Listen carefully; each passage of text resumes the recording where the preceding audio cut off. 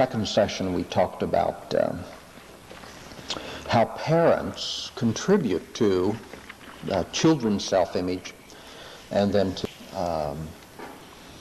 at some of the results that can take place if there isn't a good self-image in a family system. To begin with today, I'd like to read again from the Scriptures. And I'm going to begin reading in 2 Corinthians chapter 5, 2 Corinthians 5. And we're going to begin at verse 14. For Christ's love compels us, because we are convinced that one died for all, and therefore all died. And he died for all, that those who live should no longer live for themselves, but for him who died for them and was raised again. So from now on we regard no one from a worldly point of view.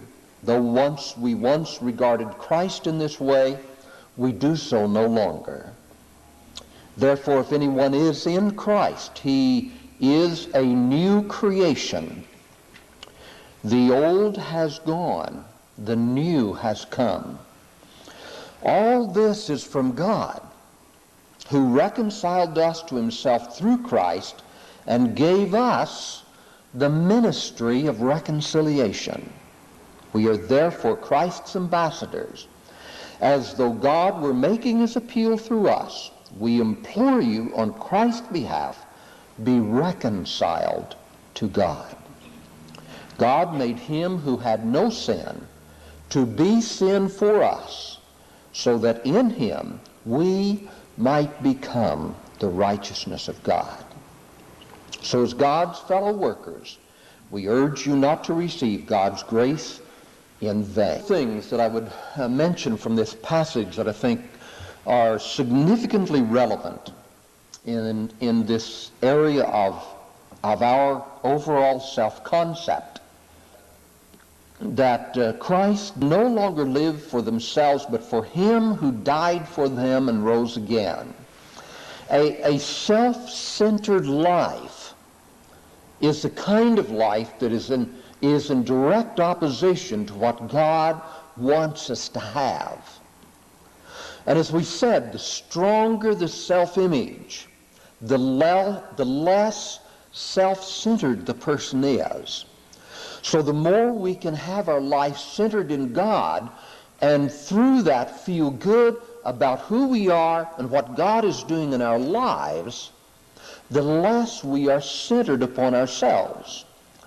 And so from now on, we regard no one from a worldly point of view.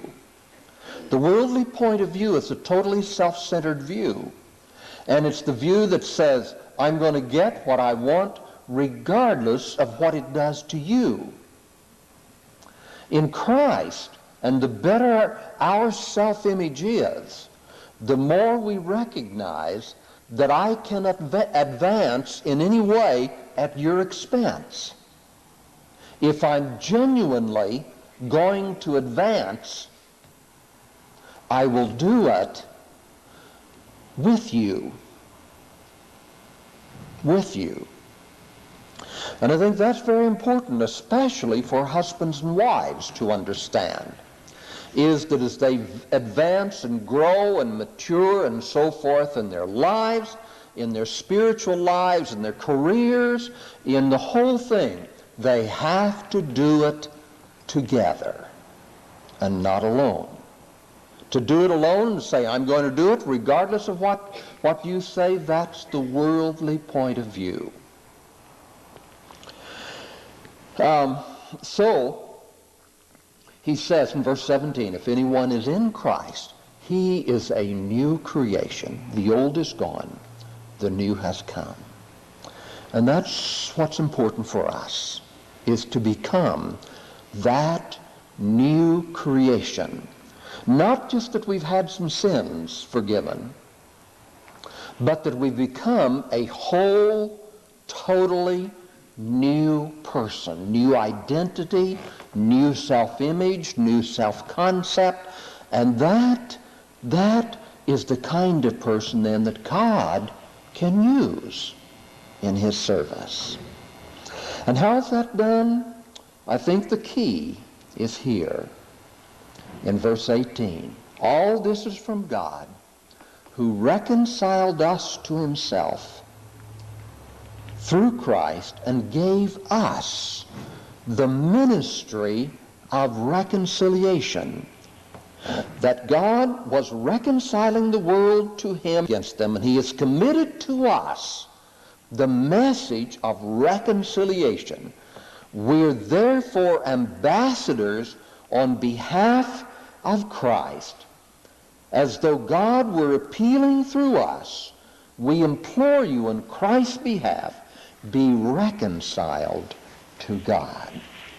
And so the ministry of reconciliation is the key to helping people have good self-images.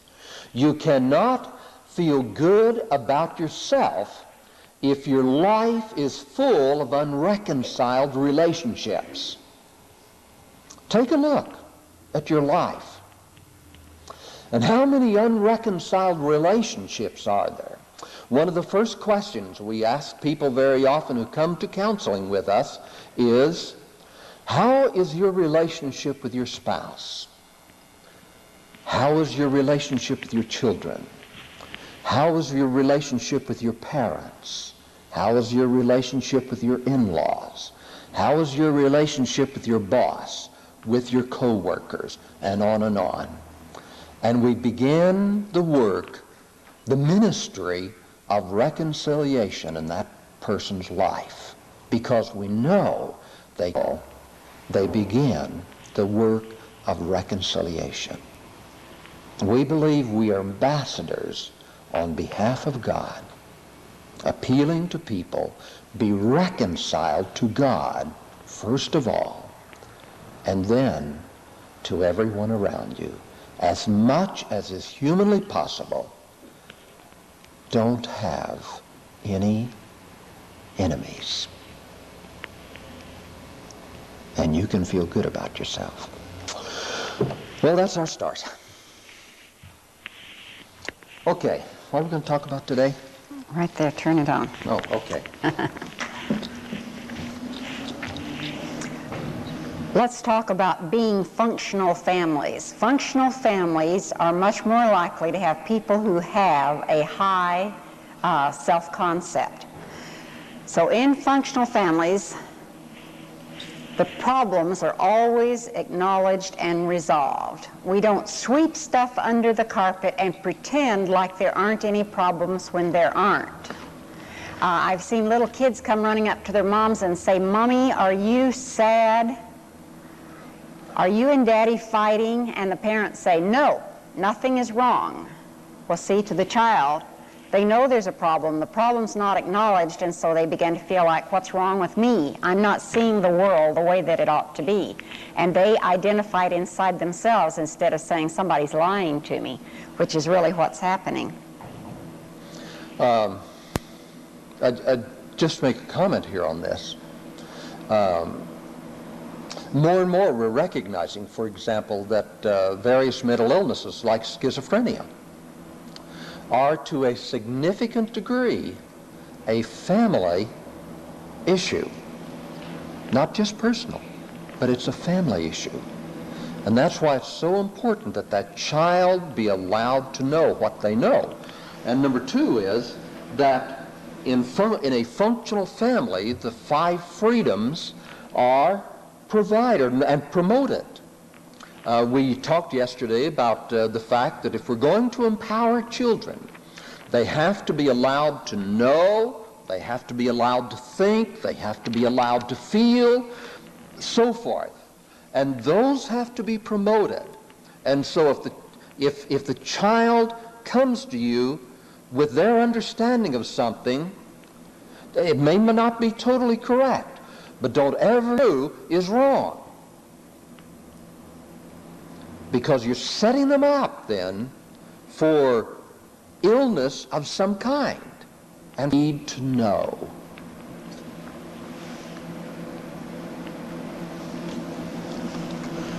Do that one.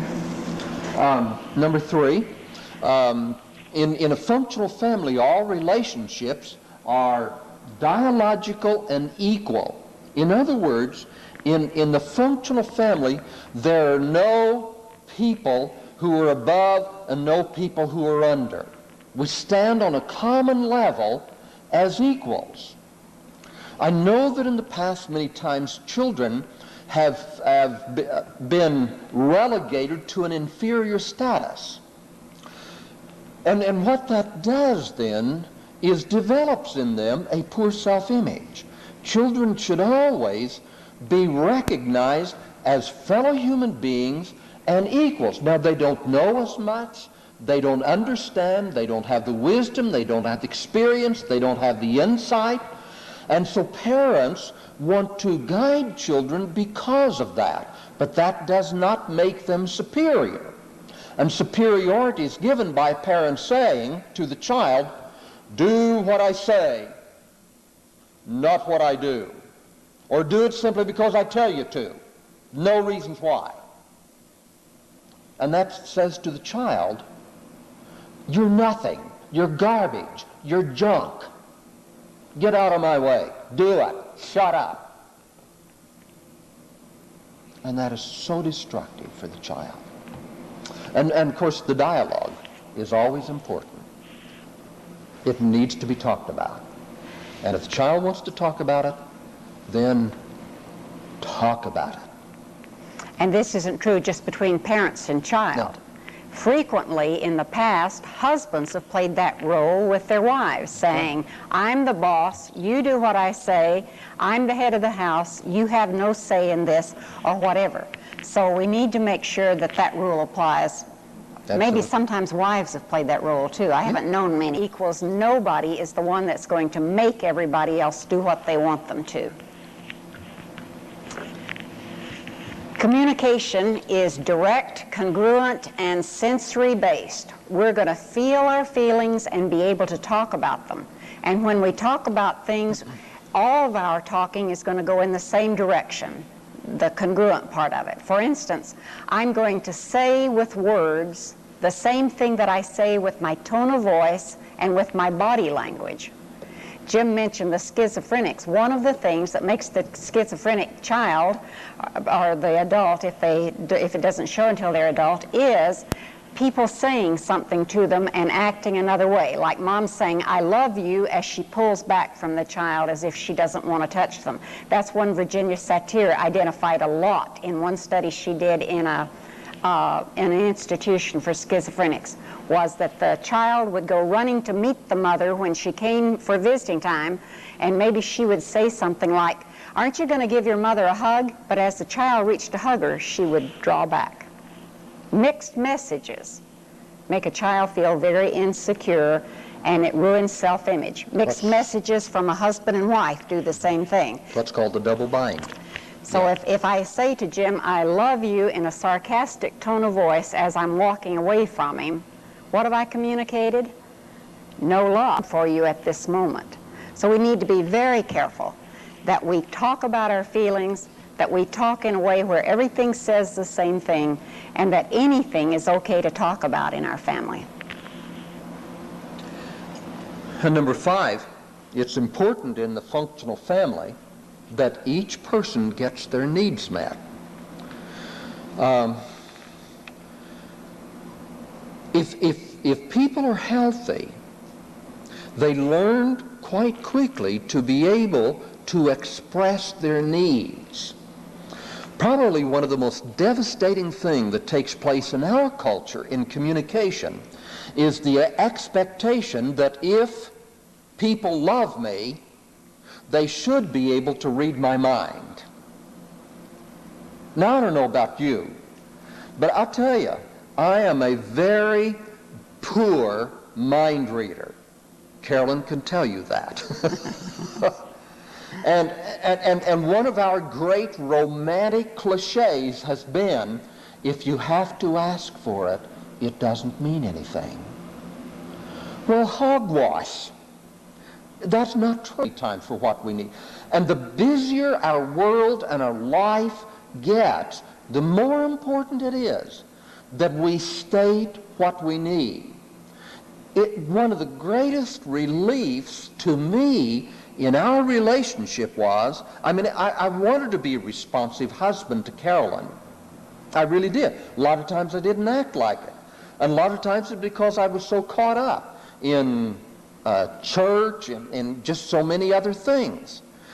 But I wanted to be a responsive husband. And when Carolyn learned that she could say to me, "I need a hug," that was wonderful, because I was glad to give it.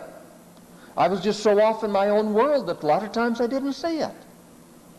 But that has helped us immensely, for both of us, to be able to say what we need, and the other person then can give it. And it's okay. One of the interesting things we find in counseling couples that are having problems is that almost all couples fight just before they separate for a business trip or something, and when they first get back together. And the key to that is that they have expectations in their head that are not being met. Things that they perceive as needs or wants, if you prefer to call them that in that case. And when you learn to say, you know what I would like when you come back from your trip is for us to do blah, blah, blah, and spell it out. And people say, but that is so unromantic. No, it's much more romantic than getting mad and puffing up and not talking for several days. Your trip to evening doing such and such. That's okay. That's good. It makes such a difference in relation. I didn't care if I had to tell him. So our kids need to learn to do the same thing. I remember one Easter morning, our youngest child coming out of the bedroom with big bellowing sobs. You know, he was letting out the noise and the tears and I said, what is wrong? And he said, your day. I said, what didn't I do? Well, something was not arranged the way it, we usually gave them a little Easter basket with things. And it wasn't where it had always been, and it wasn't arranged the way it had always been. And this child was 9 years old, that he could say, this wasn't what I wanted, and next year you get back in line and do it the way we've always done it. Fairly inconsequential, but it's not in the overall feelings of feeling good about ourselves. Mm-hmm. Yeah, and if that, it would have been very easy for us to scoff at that and say, oh, don't be stupid. Being childish. Yeah, and what would we have communicated to him? That his feelings and his thoughts were of no value. And that was not what we wanted to communicate. Can I do that one? Yeah. We're running out of time, and we just have so much stuff we want to talk to you about today. And can we just give these just real briefly, the rest of them? That's what you want to do? Okay, it's okay for everybody to be different. Normally we marry people because they're different, and then we're angry at them all the time because they're different. But each person, every child has a right to be different from the other child, and mom and dad have a right to be different. It's okay. That's right. And then it's important the parents be exemplary in the way they deal with their children. I cannot ask my children to do something that I refuse to do as a parent. And I think that's just critical. It's really important that we allow everybody to be flexible. Nothing is carved in stone, and the world will keep on going even if we do something in a way that isn't the way we normally do it. That sounds diametrically opposed to what I just said about the Easter basket. Go ahead. Well, no, we're talking here about roles and functions. Traditions is one thing, but roles and functions is something else. And, to have the rule in our family that it's only girls who do the dishes and only boys who mow the lawn, that may feel comfortable to us. But in fact, you may have a girl that would rather be outside, and you may have a boy that would rather be inside. And so make those flexible, where it's okay, Jay, our youngest, I don't know how many thousand cookies he baked the other day. Not But it that was a many pile. Not that many It was a thousand. pile of cookies for his Ex-roommates. ex-roommates here at the school. Did you get to eat them, Jason? Oh, were they good? Oh, good. They're gone. Uh-oh. Go ahead. Okay, and the family atmosphere needs to have a lot of fun and there be a lot of spontaneity. No rigid, everything has to just be quiet and sober and so forth. And it's important then that the rules be negotiable, that they be flexible, and that there be accountability for them. Just to lay down a rule and say, this is the way it is, no questions, it tells the child, you're not important, your input isn't important, but it is important. And I think it's important that they be a part of the process, both for determining the rules and administering them.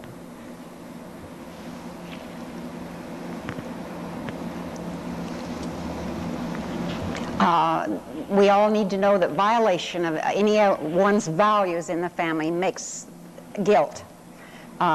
It's really important that we respect the beliefs and values of every family member. And then it's important that the family learn how to forgive those, how to feel guilty about it, number one, and how to ask for and receive forgiveness. It's a fascinating thing that forgiveness is such a tough thing for us.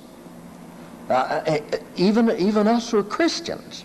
And for us who are Christians who have been forgiven by God, forgiveness of others should be the easiest thing in the world that we do. It's amazingly hard for most people to forgive. And the reason the family exists is for the good of the individuals in it. You know, it's not just one person that receives the good from the family, but every individual in the family Are in touch with their healthy shame. And we'll move on to the next one. We introduced yesterday this area of shame. That it's really important for us to understand the difference between guilt and shame. That guilt is when I do something wrong. Shame is when I perceive myself as being integrally wrong as a human being. It's one thing to do something bad. It's another thing to be bad. And listen to parents, and that's very often what they say to their children. I hate going to the grocery store between 11 and 12 and 4 and 5. Because then the grocery store is full of moms and dads who've been shopping all day long, and before they go home and fix dinner or supper, they drag the poor little kids through the grocery store, screaming and yelling. They're slapping them and beating them and hollering at them, screaming at them. The kids are crying, and and you hear over and over, "You're a bad boy, shut up," and on and on and on. And you think,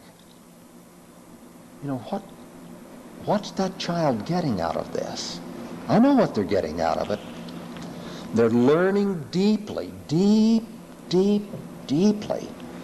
that they're worthless. And then some years down the line, we get them. And they have a rotten self-image, and they have no understanding why.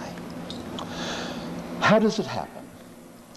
Primarily, it happens because of parents abandoning their children. Shame comes through abandonment.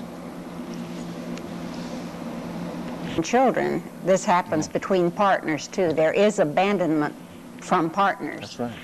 One way that parents abandon their children and the way that adults abandon each other is by actually physically leaving. You know, more and more today we hear about mothers going off and leaving their children. Used to, it was fathers who abandoned the families. But I don't know how many clients we've had in the last year where mother has gotten up and gone, made no provision for the children or anything, and made no attempt to get in touch with them after she's gone. Just, she's had it, she's gone, and very selfishly, all she thinks of is herself.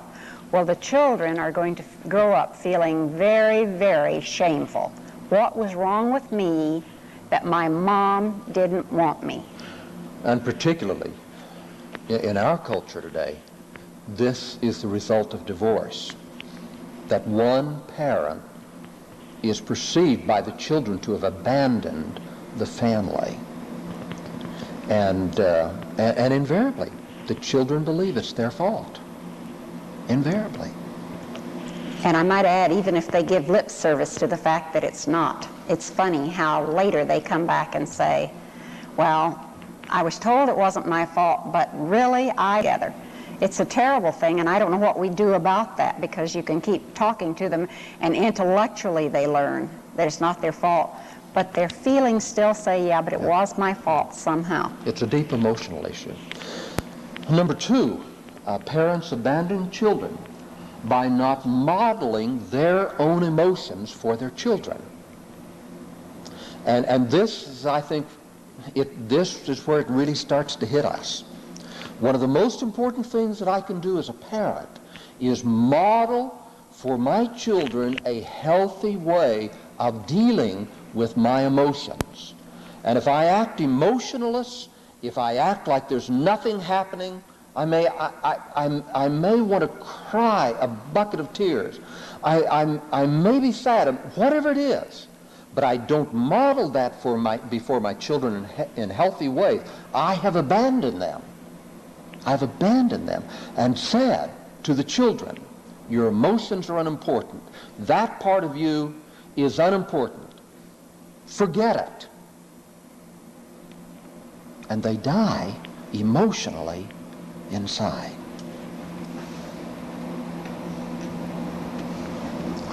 And this builds upon that by not being there to affirm a child's expressions of emotion. One of the things we've done a lot is if our children have expressed certain emotions, we have treated those as if they're unacceptable. For instance, I remember too vividly my son coming running up the street one day and saying, I hate Johnny down the street. And good old Christian mom that I was, I said, you should not hate Johnny. Why, Johnny's dad has just left them and everything is so sad down there and he needs friends most of all. Well, do you know what happened? My son hated Johnny for a long time. And my belief now is that if when he came in and said, I hate Johnny, I had said, it sounds like you're really upset. Would you like to tell me about it? He would have talked about what had happened, and probably that would have been the end of the emotion. But because I denied his emotions, they stayed around a long time. Now, some people say, yeah, but hate is wrong. I don't know. God gave us that feeling, and any feeling that God gave us is okay. What you do with it might be wrong. But having that feeling, not if God gave us the feeling. It can't be wrong. So to be there to acknowledge and affirm their emotion, and then maybe later at a time when things are calmed down and he's over whatever upset him, then you can talk about those issues of poor little Johnny and what's going wrong in his life. But not in the moment when he's trying to tell his emotions. Parents abandon children by not providing for their developmental dependency needs. Now, this is a tough area, but basically what this means is that each stage of life that the child goes through, that child has different needs, different developmental dependency needs. And it's important that as parent that I understand those and that I be there to help them and guide them through each of their developmental dependency needs. For example, a very typical one that we understand is when the child moves from late childhood into adolescence. They're going to go through puberty. Well, that's a very strong developmental dependency period of time for them. And they need to understand what's happening. I talk all the time to people in counseling. I said, how did you do in puberty? What happened there? Did you feel like you were prepared for it? Did your parents talk to you about it? Invariably, people say, no. I wasn't talked to about it. I had no idea what was happening.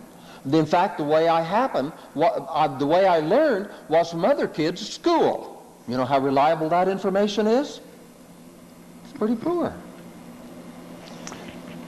One of the best books on self-esteem is the one, Your Child's Self-Esteem by Dorothy Corkill Briggs, and she has a chart in her book showing the different developmental stages of child with their relationships with their parents and other people. That is probably the easiest to understand, most concise thing that I have ever seen. So I would highly recommend, if you have children or dealing with children, that you read her book. Dorothy Corkill, C-O-R-K-H-I-L-L-E -B-R-I-G-G-S, Your Child's Self-Esteem.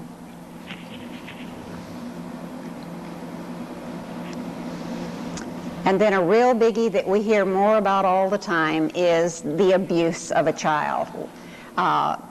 Physically, sexually, emotionally, or spiritually abusing a child brings about a great sense of shame. And all of us have suffered some abuse. There just hasn't been a parent overall that made us what we were.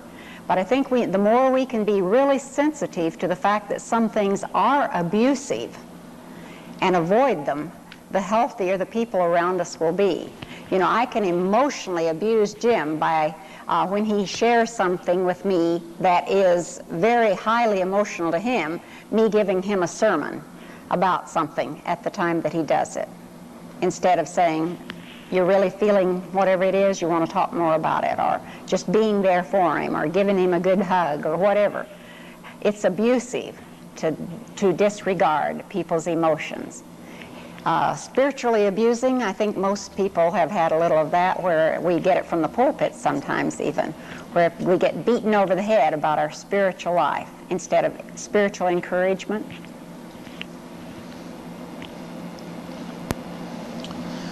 One of the ways that as parents we can abandon our children is by using our children to meet our unmet dependency needs. One of the things that we, in the past, we've said, and still do today, see a lot, is parents who are disappointed in their own decisions and choices they've made regarding occupation, their vocation in life, and so they take away the child's ability to choose for themselves and make the best decisions they can about their life's occupation and vocation, and they force the child into a particular life. And that says to the child, you're not important. What's important is me and that you fulfill my dream. Probably one of the most poignant depictions of that scenario was in the movie The Dead Poets Society. And if you haven't seen that recently, go back and take a look at it and see how a parent can literally kill a child by using the child to meet their own unmet dependency needs. Number 7 is by using children to take care of the marriages. When husbands and wives are fighting, they almost always pull a child into the fight one way or another. They triangle them in a way to meet what's not being met in the marriage. And lots of times they carry it so far that they make their child their substitute spouse. That's a terrible spot for a child to be in, and it gives them a deep sense of shame, because what they need is a parent-child relationship, not a parent-lover or talking about while they're growing up especially.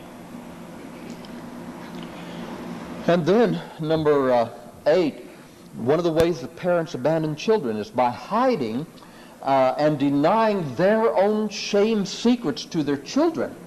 And the children then have to protect and that shame secret in order for the family balance to stay there. For example, the typical one is say the father who's addicted, and the children then have to keep that secret and can't tell about it.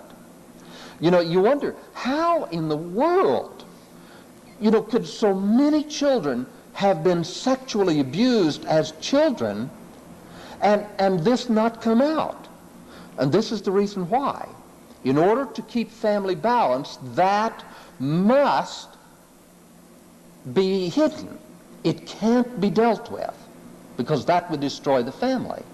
And so the child then is left with the burden of the family staying together on his shoulders or her shoulders by not taking care of themselves.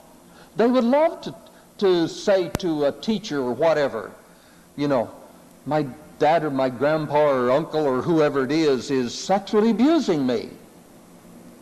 And so the maintenance of the family is left upon their shoulders. It's just impossible to say how destructive that is. Another way to abandon them is by not giving them time, attention, and direction. Lots of kids just are left to grow up. Nobody does anything for them except supply the food and whatnot, but nobody is really there to help them with time and attention and some direction in life.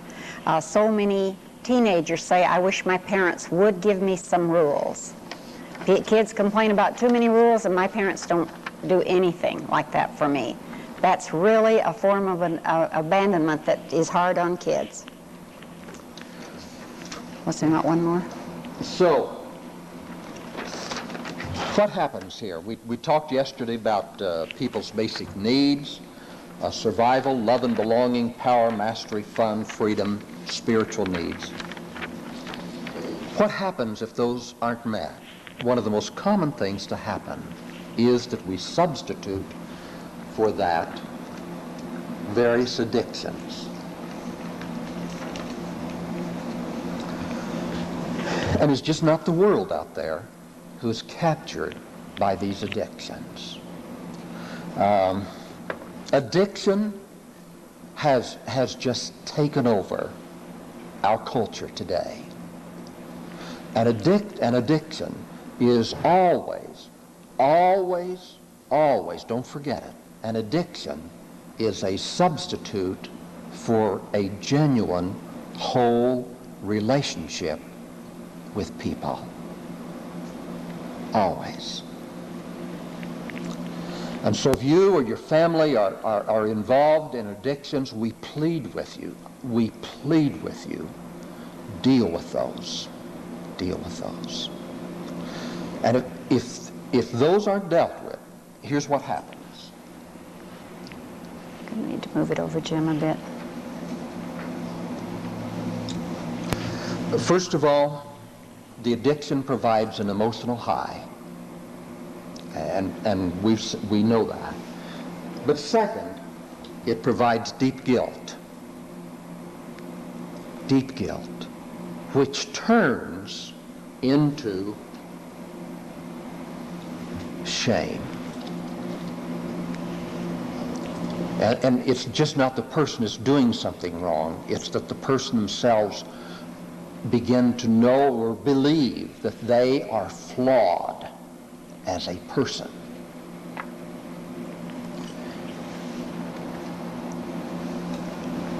Which moves into deep, deep despair. And finally,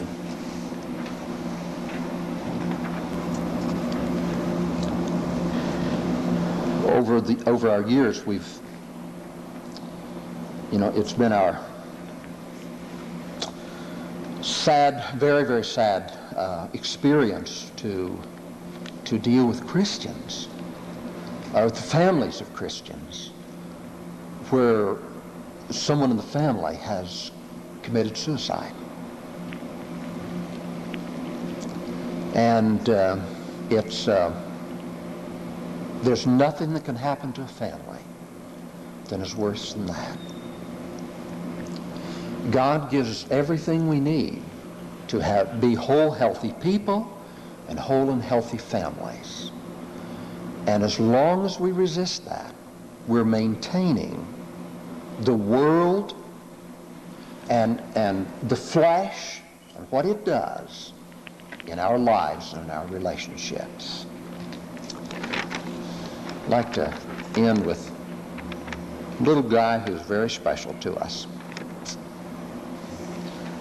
And I think he says something that we all need to remember.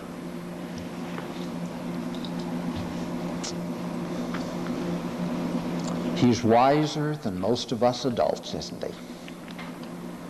I know I'm somebody, because God don't make no junk.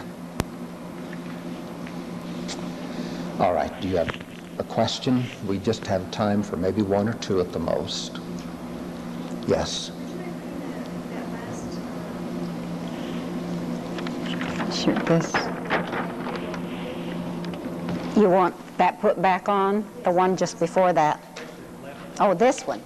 That one.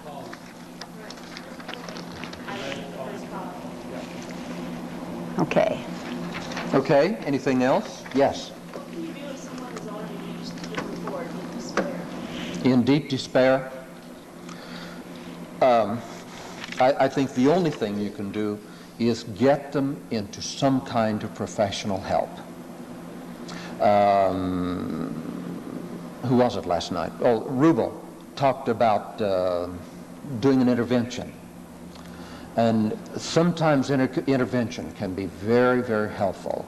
I'm just, hopefully in about 6 weeks or so, 6 or 8 weeks,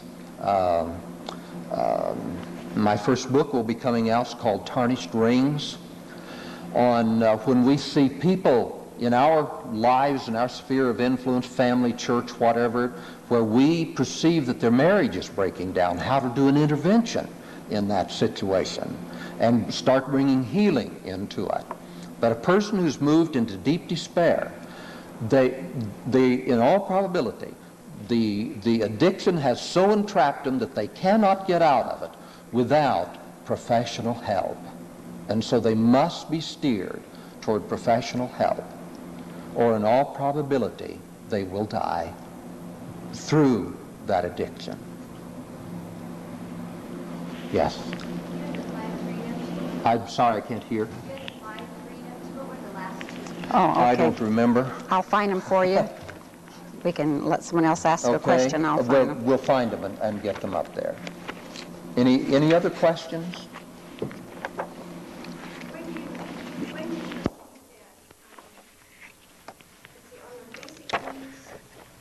Where do we fit in with this? We supply the basic needs, but with the addictions, are you suggesting that we try to get them to help when they get to that point? Well, obviously, with getting basic needs met, for the child, the parents is the significant caregiver in making sure that that child's basic needs are met. Our work as parents, though, is to help the child learn more and more how to take care and get their own needs met. So the parents aren't always the caregiver, but we teach them in healthy ways to get their own needs met. And as we do that, then they will not succumb to the addictions that are tempting. You know, everything from food to alcohol to drugs to gambling to you name it. They won't succumb to that because they don't need that. They have healthy ways through healthy human interaction to get those needs met. Have I answered your question here? If not, we'll talk to you after. Time is gone. Let's pray. Not the last one? Okay, let's let that be our last one. I'll show you this one after, okay? Thank you for letting us be here and for letting us take this time to share this material with you. We obviously we feel so concerned about this. It's so key, it's so crucial to our families, to our churches, to our own individual lives, that we start dealing up front, openly, honestly with this kind of thing. And thank you for letting us be a part of this lectureship to help sensitize you to the needs here in this area. And thank you for attending. We appreciate your